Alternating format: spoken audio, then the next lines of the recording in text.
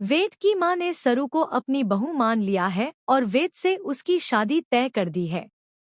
वेद ने अपनी मां को बता दिया कि सरू कोई आम लड़की नहीं, बल्कि अन्नपूर्णा देवी की बड़ी पोती है।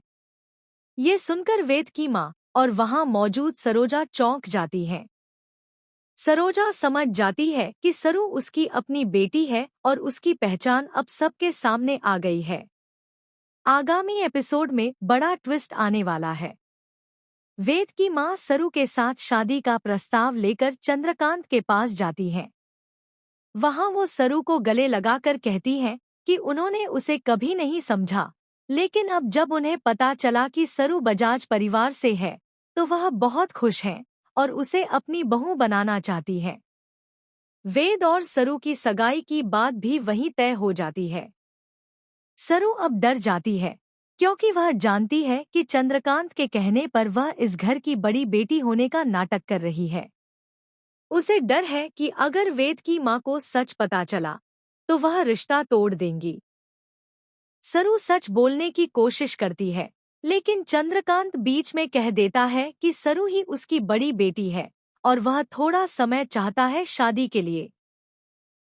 वेद की मां यह मान लेती हैं, लेकिन कहती है कि फिलहाल सगाई कर देते हैं। सरू परेशान होती है, वहीं सरोजा भी डरी हुई है।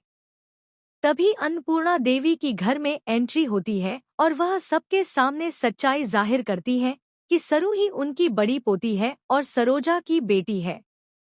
सरू को अब सच्चाई पता चल जाती है और वह भावुक होकर अपनी मां से कहती है कि उन्होंने पहले क्यों नहीं बताया कि चंद्रकांत उसके पिता है और अन्नपूर्णा उसकी दादी।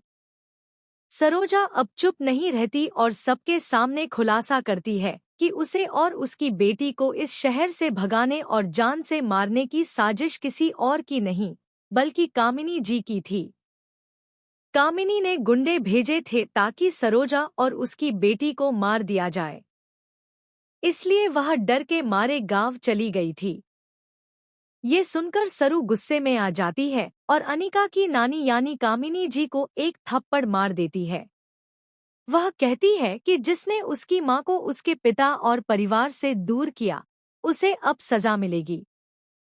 चंद्रकांत भी पुलिस को फोन करने जाते हैं।